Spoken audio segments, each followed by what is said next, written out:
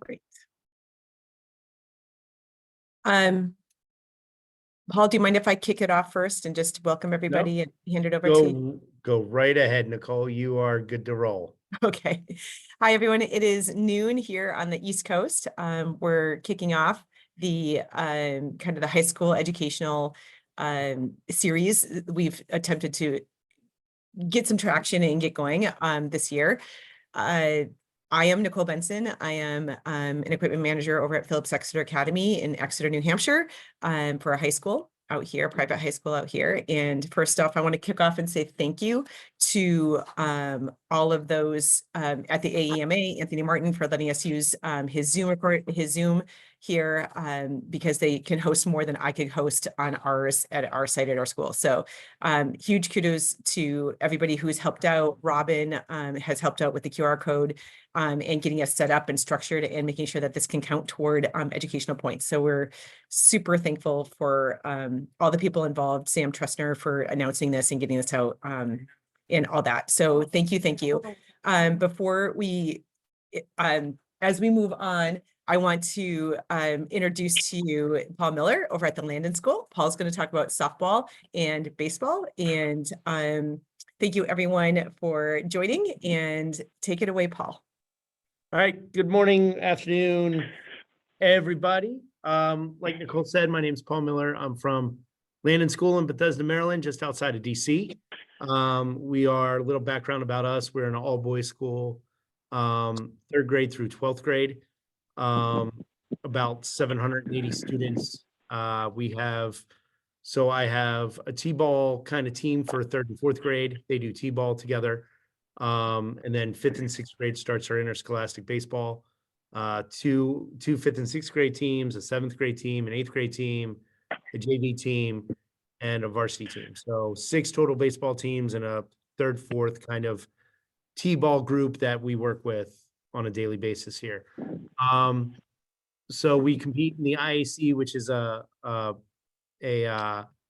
non-denominational league around DC, 2 schools in Virginia, school in the district, and 1 school in 3 schools, in Maryland, as well as with the WCAC, which is a Catholic league around DC. We compete with them too. So just a little background about us and the school. So I am in my 11th year here at Landon as the equipment manager. I'm also an alum of Landon.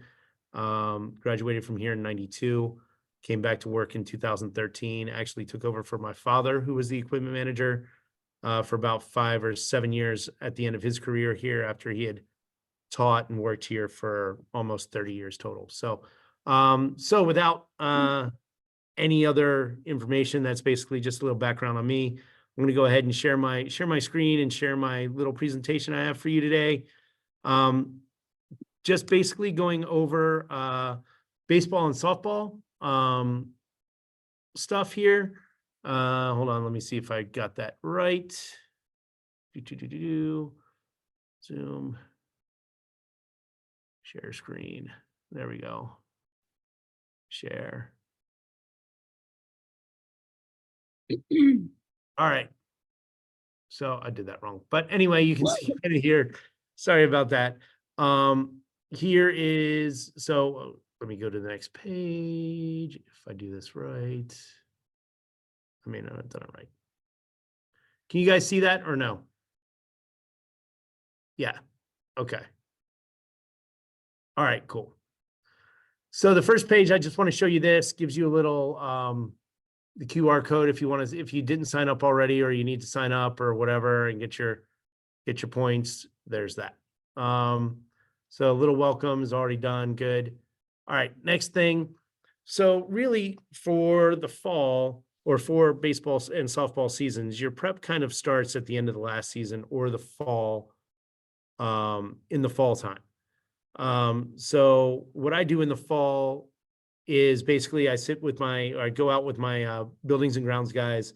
We'll do kind of a field checklist or walk the field, take a look and see what we need to do to the field or to the fence, to backstop, dugouts, whatever that needs to be done. So that could be, stretching the fence or putting in new fencing, replacing holes, cleaning out the dugouts, replacing any benches that are broken in the dugouts, just general maintenance stuff. And then for the field itself, do we need to repair the pitcher's mounds? Do we need to repair the batter's boxes? That kind of stuff. We'll also inspect, as you see in the background, we have a portable fence in the picture there. We'll inspect the portable fence, make sure that's okay and everything's good with that and go from there. Excuse me. So we'll go through all that kind of stuff, and then I'll talk to them and order them the field supplies that they need. If they need more, I'll order everything from the dirt that they use, infield fill, bricks for the mound, all that kind of stuff, because I'm also a varsity baseball coach here. So I like to be involved in exactly how the field looks, how it plays, all that kind of stuff. So I'm pretty hands-on when it comes to the field. I mean, I'll even get out and I'll help them replace the batter's box areas, the pitching rubbers in both the bullpens and on the mound if I need to. So we'll go through, we'll order everything that they need and that kind of stuff. And then probably about September, October time, I'll sit down with the coaches, the head coach, and we'll go over what kind of game supplies we need, gear, stuff like that. Anybody have any questions or anything so far? If I'm going too fast, just let me know and I'll stop and I can answer questions or anything like that. Okay. Ordering game supplies can be everything from practice balls, game balls, uniforms, hats, gear for the coaches, gear for the kids. If you're doing anything, if you're traveling and you're a school that can afford, or has travel bags for the kids, it's travel bags for the kids. All that kind of stuff. Normally take care of that. Like I said, as soon as we get back to school in September and go from there in September. Because I don't want to mess around with, Chinese New Year, ordering stuff from China if I need to, hats or things like that, so I really don't want to mess around with that kind of stuff. And then, like I said, we'll also go over practice supplies. And that can be everything from shorts and t-shirts for the kids to lift in, batting practice hats, practice hats, supplies for batting practice or for general practice, everything from, again, balls, ball carts, pitching aids, whatever you guys can possibly think of. Batting practice mats, turf mats for your batting cages. I'll order all that kind of stuff. I'll also inspect at that point in time, we'll inspect the batting cages as well. We have 3 outdoor cages here. So I'll inspect the batting cages for any kind of holes that we need to repair.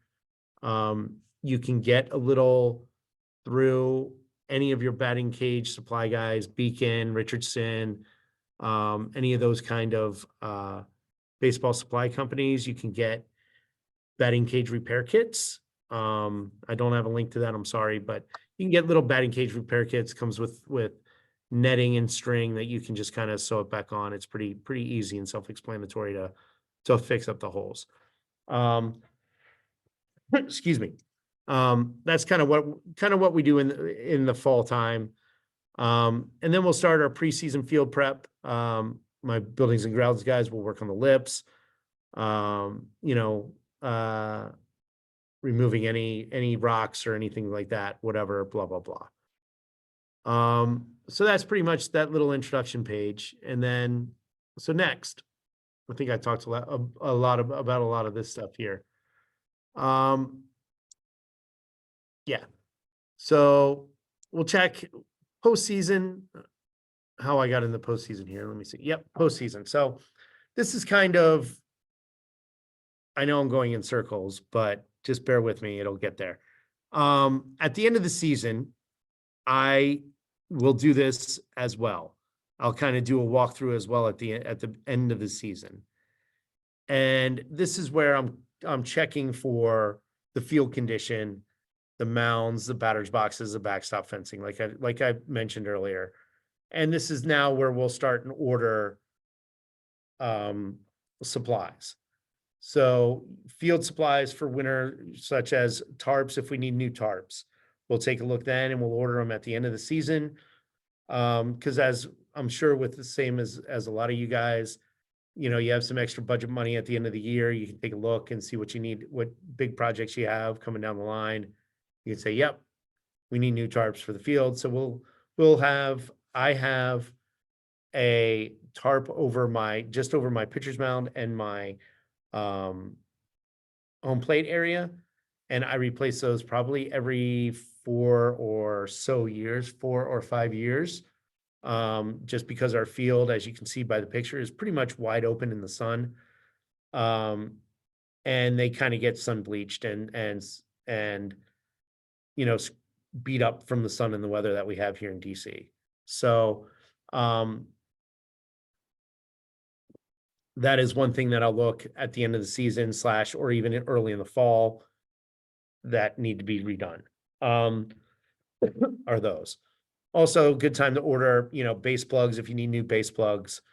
Your rubbers, your pitching rubbers, your plates, and this goes, like I said, for softball fields as well. Walk the field when you're done with the season, take a look, boom, boom, boom, and talk with your grounds people and your AD and go ahead and go through what you can get. As you can see, also I have on here, dugout clean out, repairs to the benches, power outlets, bat racks, whatever. That's kind of all self-explanatory. If you have a good grounds crew, good electricians, they can do, like I do, they can do a lot of that kind of, power outlets and that kind of stuff, and pretty hands off with that kind of stuff. But bat and helmet racks, I would probably recommend either replacing them every 5 to 7 years, or getting them, rebuilt every 5 to 7 years, either by yourselves or by, again, if you have some handy building and grounds guys, they can do them.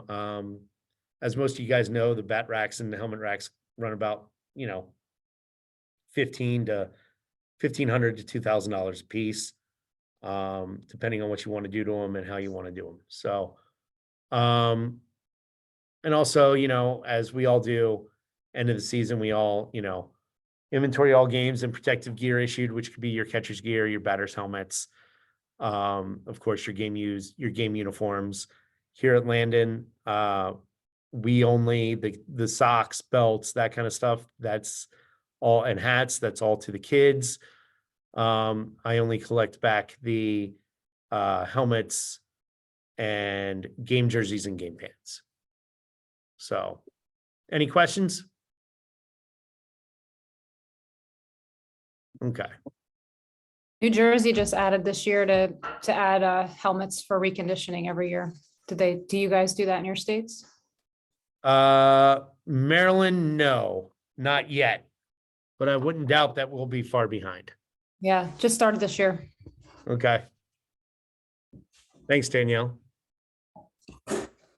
No, we most of our helmets, I replace our helmets here at Landon probably every 3 to 4 years. A lot of our kids, with baseball, and softball, a lot of your kids are going to be playing both in school and out of school. So a lot of them have their out of school helmet, and then they'll have an in-school helmet, which I'll buy, like I said, every 3 or 4 years, and charge them to the boys, and the boys will have that helmet for their life on the varsity team or JV team. And boom, boom, boom. If they leave the program after a year or two, I will, buy it back from them, or most of them just give it back to me after a year or so. If it's still usable, I'll use it for, clean it up, refresh it, with spray and that kind of stuff. If it's bad, I'll trash it, padding inside or whatever, but all that good stuff. So we kind of talked about this stuff here on this slide, and I'll move down to the next one. So, now we're kind of into game day stuff. One of the things, these are kind of some of the things that we order for game day stuff. Uniforms, of course, we all have our own suppliers, whether it's Under Armour, Nike, Adidas, Russell. I know most people go through either BSN or some of the other companies that are out there, or may deal directly with, Nike or Adidas themselves. We at Landon, are an Under Armour school. So we go through our local BSN rep, and he and I will sit down, like I said, with the head coach sometime in about September. And we'll look at our uniforms, replace what we need to replace, order new pants, order new hats, belts, socks, for the guys, and go from there. And I order that all the way, the hats, belts, and socks, I'll order all the way down to 5th and 6th grade. My middle school teams and lower school teams, they're on their own for pants. We just let them know, hey, white pair of pants, that's all you need for game day, and then we'll supply a jersey, hat, belt, and socks. I know some of you guys up north, you may be ordering hoodies or jackets for cold weather games. That again is something, we sit down with the coach, go through that, design something, kind of try and keep the designs current for every year, so we're not going back and forth.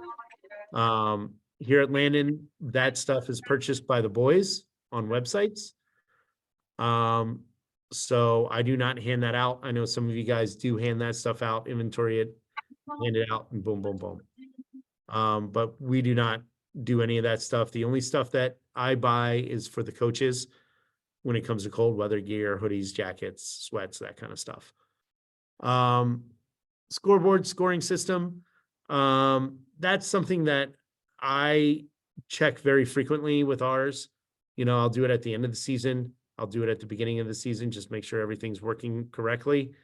And that is something that, you can have your managers run for the day. You can have injured players run for the day. That's what we do with our scoreboard.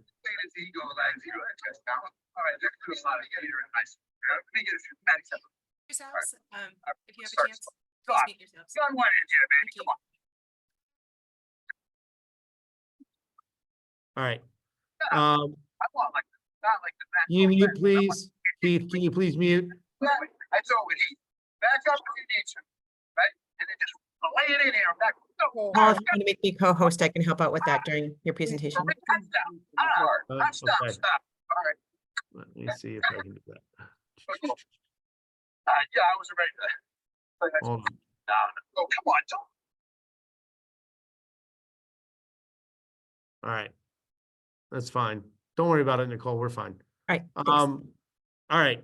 So anyway, like I was saying, scoreboard scoring system, like I said, that's something managers can run, injured kids, whatever.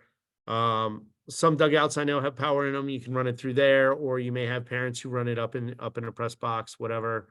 That's great as long as you get some help. Other things that we use here, pitch counters, the little clickers. You can buy them at Dick's or online for $10 a piece. Keep track of your pitches for both baseball and softball pitchers. Pitch charts, hit charts. They're all online, different websites, or just Google pitch charts or hit charts, or you can even make one up yourself. They're pretty easy. I've done that in the past for that kind of thing, for kids to carry or for your information. And then last but not least is video or PitchCom. I don't know how many of your states are allowing you guys to use PitchCom. I know it's now available as a federation rule. One catcher and one coach this year can use it in high school. Some kind of communication device. Next year, it's supposed to go up to 2 catchers and 3 coaches.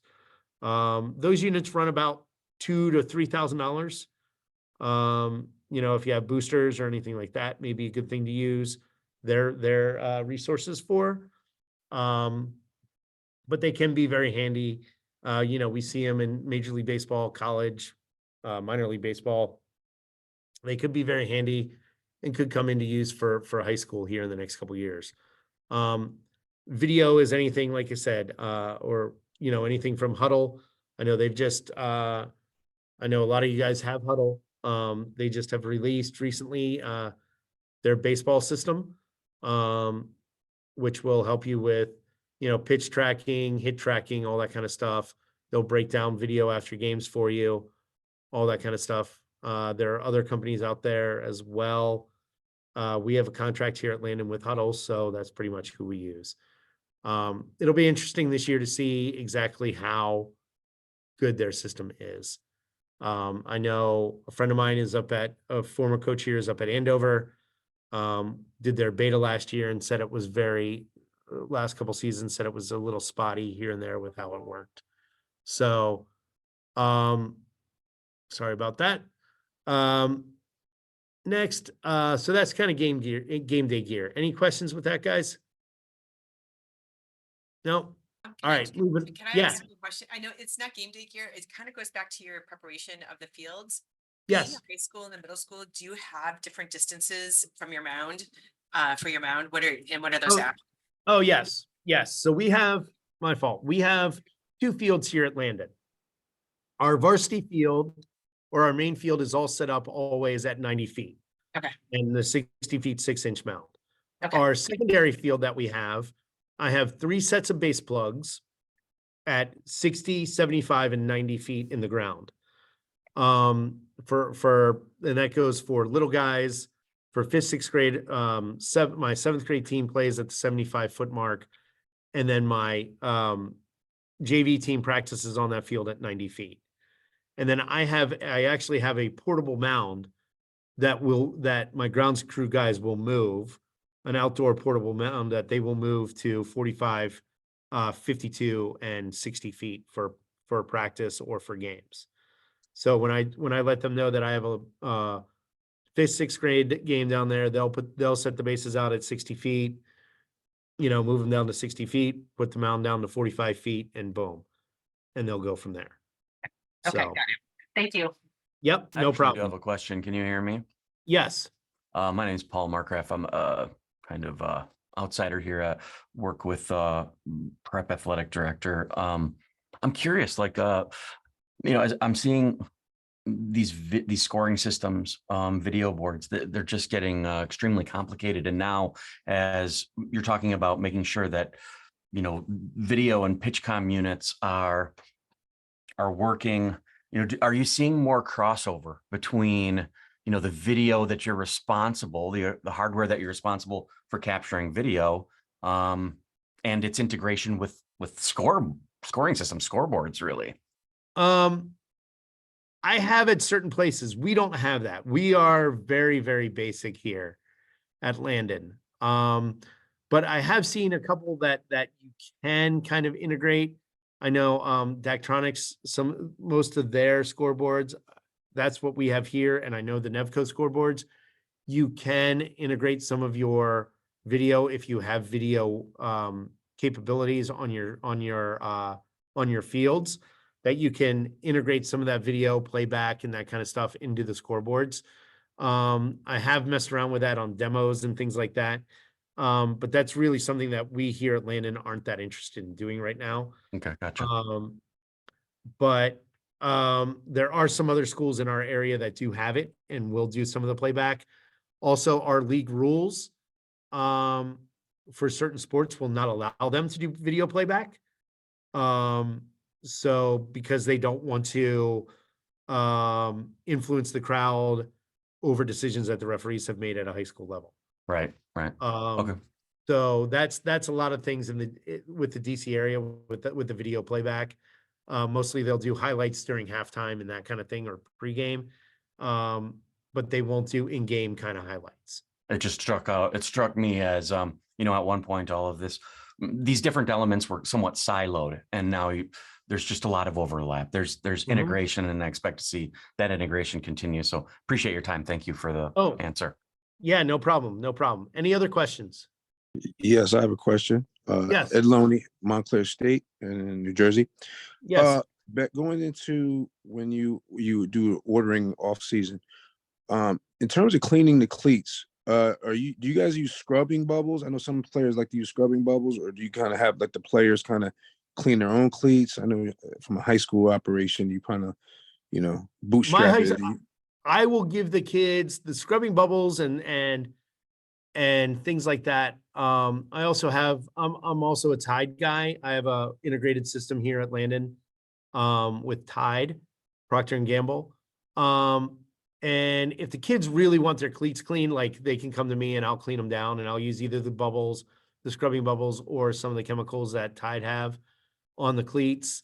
But mostly it's their decision to clean the cleats. And of course, you're dealing with high school kids.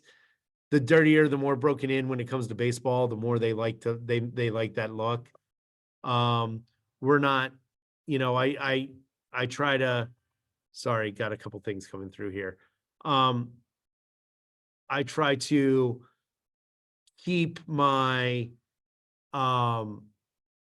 my stuff as clean as I can. But the boys' shoes, they're on their own for that. So, Thank you. yep. Any other questions? Okay. When it does come to one thing about game day, when it does come to their gear and their uniforms after a game, I get them as soon as we come home from either off our field or away games. And I will literally, I'll be here another 2-3 hours after games, even longer. I'll clean, I'll scrub, I'll hand wash pretty much all our baseball uniforms. I do that with lacrosse too. I do it especially with the eye black for lacrosse. I'll do it with our rugby uniforms. So, you know, I'll soak them in a garbage can. I got a garbage can, 60-gallon garbage can that I'll get from my buildings and grounds guys, and fill it up with detergent and spray and, you know, OxyClean type stuff. Let it sit overnight, and then hand wash them coming back the other way and get them as clean as I can. So, that is one thing that I do with the uniform. So, Hey, Paul. Any Question, other- so you'll I have a hand question. wash? Oh, I have a sorry. question, Paul. yeah. So in cleaning the uniforms, do you use a specific type of detergent, or how do you get the dirt and the different colorations out of your uniforms? What's the process? So Ron, what I do is I have it's called a rewash kit through Procter and Gamble. And then I also have they have two sprays. They have it's basically like a dirt removing spray, and then they have an oil removing spray that will also take care of blood and, you know, the eye black and that kind of stuff. So I use the dirt removing spray first. I'll spray it down. It's kind of like a pre-wash stain remover of theirs. And I will spray it down. I'll let it sit for 10 or 15 minutes. So I'll go through all the uniforms. By the time I go through them all, you know, I can start on number 1, and then I'll go in and I'll actually hand wash in a utility sink with a soft brush, or even just my hands. And I'll hand wash and literally hand wash every uniform.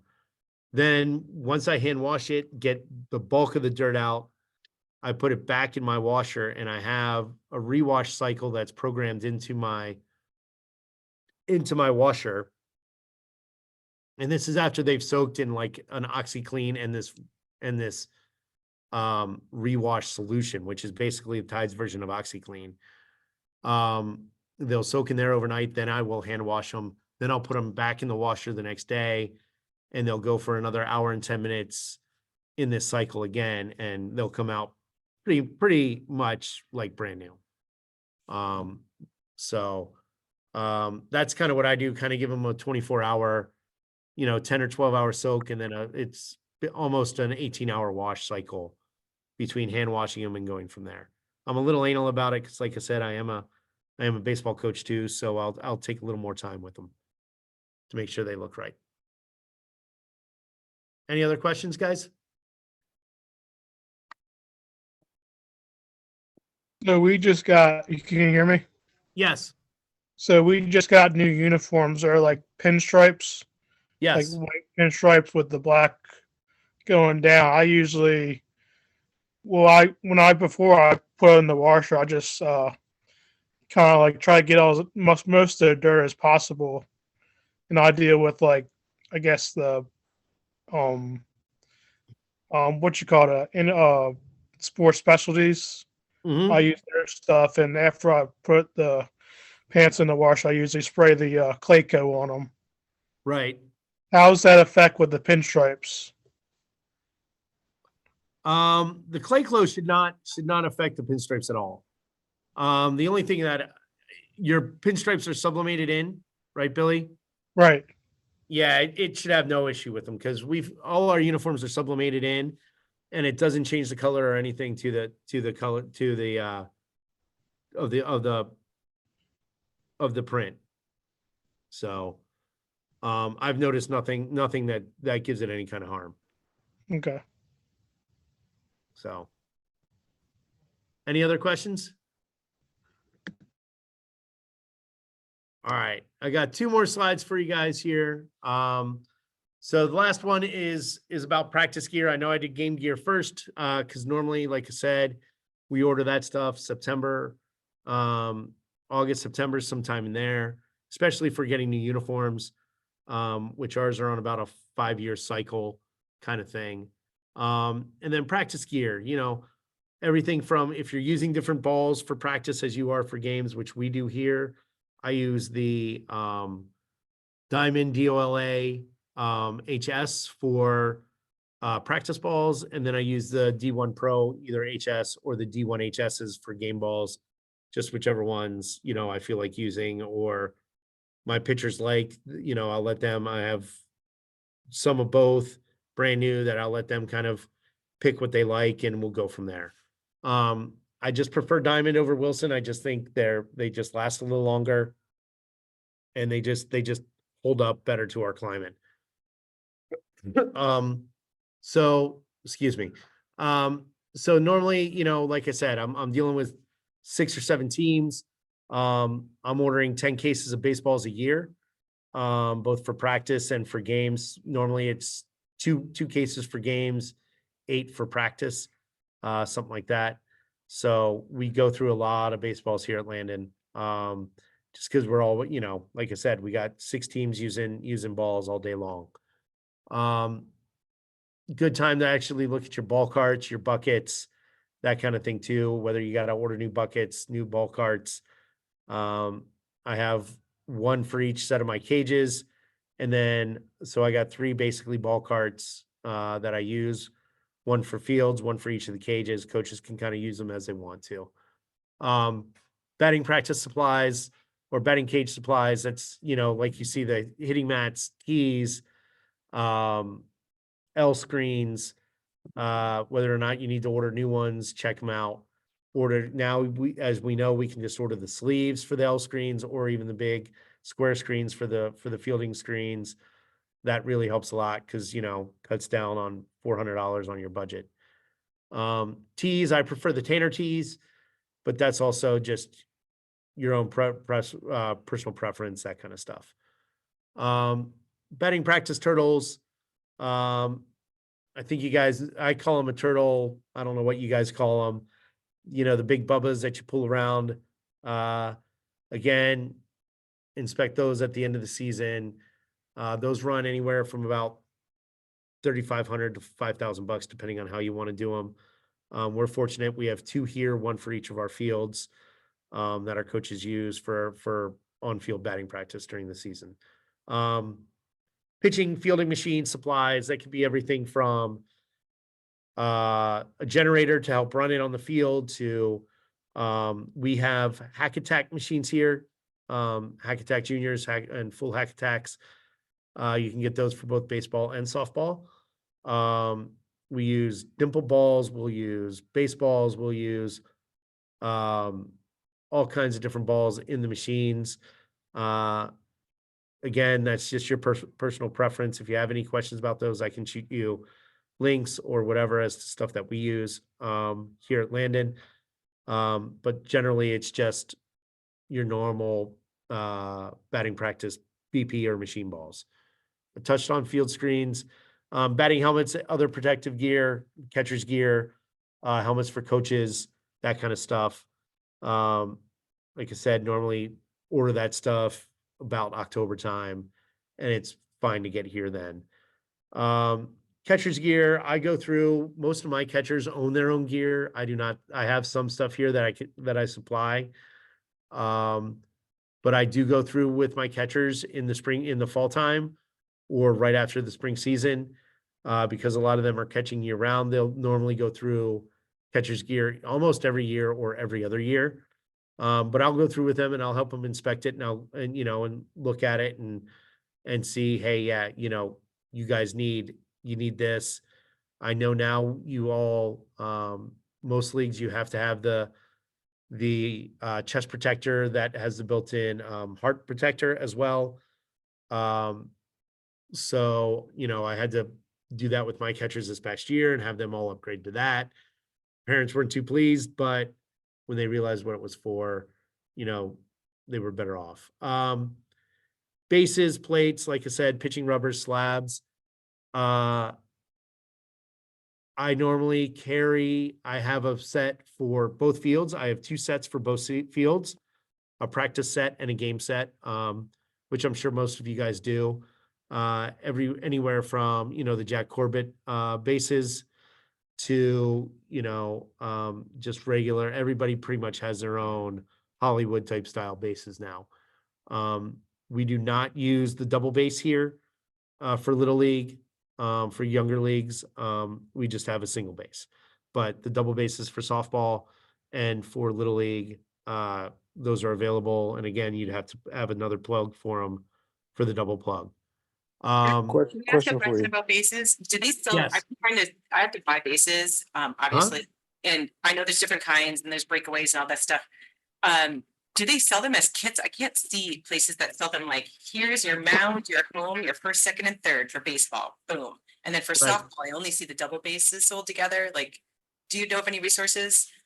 Nicole, yeah, I can send you some stuff. Okay. I'll send you some stuff when we're done here. Okay. Normally, like a lot of that stuff, a lot of my field supplies, I go through Beacon Athletic. Them on Deck Sports, which is up by you guys up in Connecticut. To me, they're 2 of the best that I've come across as to having those kind of resources. So, but yeah, I'll send you some more information about that. So, any other questions about practice gear, bases, that kind of stuff, or Yeah, question for you. Yes. In terms of if a kid comes with his own gear, like his parents buy it, are you still supposed to put it in for reconditioning along with the stuff that you already have on hand on site, or how would that work? I do. Because I won't put it in a kid's hands to do that. No matter whether I send them, you know, I could put it in a box for them, send it to them, give them a box, give them the address, give them everything. My kids, I send everything out for them and I just charge their school account. That's because we have, you know, we just go ahead and every kid has a school account here at Landon. So I just go ahead and charge the school account, his school account, what the cost for reconditioning is for whether it's a lacrosse helmet, hockey helmet, catcher's gear, whatever, football helmet. I just turn around and reach and charge them for that amount. And I'll mark Gotcha. their gear. I'll mark their gear with their initials when it goes out. So I know whose is whose. Gotcha. And then also, how do you know how many balls to order for the year, like you said, practice and game?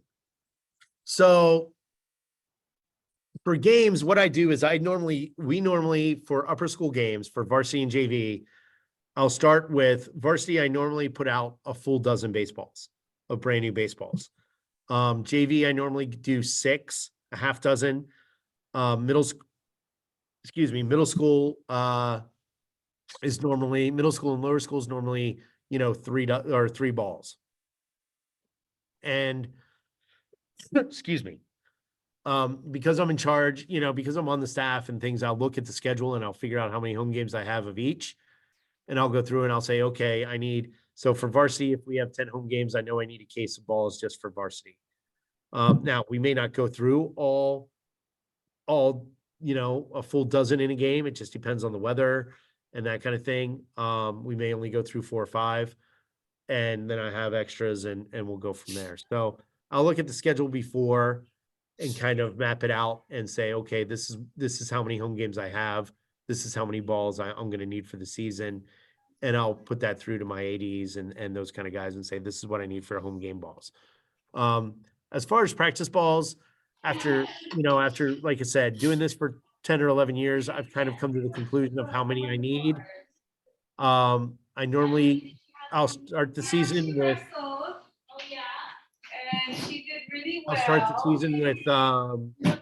to with- wrestle her teammate. for Sean, can you, first place. mute your, So they both decided to. you please? Co-champion. So anyway, I'll start the season with, I'll probably take out about 3.5 cases. Which is, that's 36 to 40 dozen baseballs. I'll start the season with that outside for practice. And then every couple weeks, as I see balls either get beat up or, whatever, I'll start replacing them. Our game balls also go into practice ball rotation after games. So probably about every 2 or 3 weeks, I'll go out with another case or half case and top buckets up or things like that. We have some woods that line our fields, line the edges of our fields. So we will lose some balls to the woods and that kind of stuff. And I do have the kids, after practice, go through the woods and do ball hunts, and they'll come out with balls occasionally, but not all the time. So that's And kind of all- how I do it. And lastly, for Mm-hmm. the game balls, do you muddy them up, or you kind of just? Yes, Oh. I do. I do personally for pretty much only for varsity and JV, not for the lower guys. I do have some Delaware River mud here. I actually got to buy a new tub of it. Or sometimes I'll just use the dirt and water from our field, and just use the infield dirt, put a little in my hand, spray a little water in it, get my hands nice and muddy up the ball, that kind of stuff. I don't let it sit, overnight. Some guys will let them sit overnight once they muddy them or dirty them. I just kind of do it just to get a little grip on the ball for the guys and go from there, so they're not too slick for 'em. So, Thank you. yep. Any other questions? All right, last slide here, and this kind of goes back to what we talked about at the beginning. This is kind of a postseason check. You're down in end of May, end of June, or end of May, middle of June when your season ends, and excuse me. You're doing your uniform return and inventory from your kids, getting everything back, looking at what needs to be replaced, whether it's too dirty, ripped, or, hey, some schools, you give your seniors a gift, or the seniors get a gift of their jersey, one of their jerseys of choices, and there you go, so then you're doing your replacement orders, and again, like I said, your field walk with your grounds crew, it's all cyclical, comes back, and then lining up your field repairs and what you need to reorder, your scoreboard check, all that good stuff. So that's pretty much what I got for you guys. Anybody has any questions or anything, I'm open. Hey, Paul, while we answer some questions, I'm going to put the QR code up. Yes. So I'll share my screen if you don't mind. Mhm. Hey, Paul, it's Sal Lombardi from American International College. We deal with, I have 3 teams that have their uniform is partially sublimated and partially cut and sew. So what I usually do is they have suggested that I use a color block sheet the first couple of times in a wash and stuff like that for uniforms, especially my Yes. baseball ones and my and my football ones. Yes. And I haven't had any issues. I used to use a protein release that I bought from a company from South Carolina because I worked AAA baseball down in North Carolina. And I mean, what I used to do is I used to wash the uniforms once, put the protein release in the second wash, and then wash them again. And I really didn't have an issue as far as that's concerned. Right. So I don't know if you ever tried that, as far as a protein release, especially with my white and my gray uniforms, That's kind of like what's in the spray that I have Okay. from Procter and Gamble. Okay. That's that. So they're two sprays that I was talking about. Yeah. One is for dirt, grass stains, mud stains, that kind of stuff. Okay. And it's a green bottle. Okay. And then the other is a red, it's more of a protein release. Okay. That's a red bottle that has, like I said, I use that for the eye black. I'll use it for blood. I normally just use straight hydrogen peroxide, which I think most of us probably use for blood anyway. You know, but even marker or pen, whatever is what I'll use the eye black remover for. It's like a Yep. makeup. And I'll use that on that. And like I said, I'll spray it down, soak it for about 10, 15, 20 minutes before I even touch it with cold water. I only use cold water on my, you know, when I'm hand washing, and then, you know, go from there with the set that's set up by P&G for everything else. Okay. And then that set that I have interjects, you know, Tide, color safe bleach, that kind of stuff into the wash on a regular basis, and boom, boom, boom, cleans it from there. So Okay. yeah. So thanks, Joe. When you hand wash the jerseys, do you use cold water? Yes, I do. I'll use cold water. I'll use a fingernail brush. I'll use a soft sponge. You know, that kind of stuff with them when I'm doing it. A lot of it is mostly just my hands.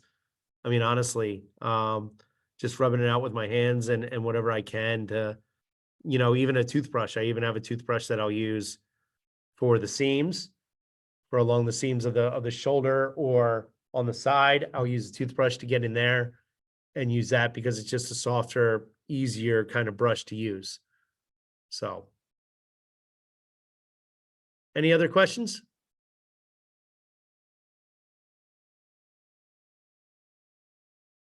Hey. No? Yes. Yes, Ron. I was going to say, man, great presentation.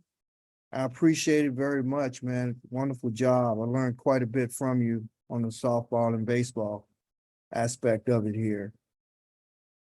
No problem. No problem. And like I said, if any of you guys have any questions that you'd like to ask me off screen, my email address is paul_miller@landon.net. I'm here. I'm an open book. Like we all are with any kind of information that we can share back and forth with everybody. You know, I really appreciate you guys coming on and taking a listen and all that good stuff. And again, any information that you guys have that you can share with us about it too, is great as well. So, Hey, before we let go here, we would like to also thank Nicole for putting this together. Yep. Robin from the AEMA group. And Yep. Thank you, Robin. I'm just going to throw a punch out here and take it as it is. I see it's like 28 or 29 of us here. Most of us are high school equipment managers. The conference is coming up in June 1st. I attend every year. Some others here attend every year. I would encourage you guys to attend the conference. Once you attend, I think you want to go back and again. Some of you may have already attended before. And if you're going to Atlanta, I would love to meet you guys. But I encourage you guys to, if you can, to go to the conference in June. And also, we meet every Tuesday, same time here. And we cross-reference comments and ideas and issues. We've been doing it for years. Again, we encourage you guys to come on, whether it's 30 minutes, 15 minutes, just to say hello. But we would like to see you guys. It's very encouraging to see 25 to 30, mostly high school equipment managers here, man. I am blown away. I can't tell you how impressed I am with this. And I just encourage you guys to be active with the AEMA. Be active with the conference in June. I guarantee you'll enjoy it, and it's very informative.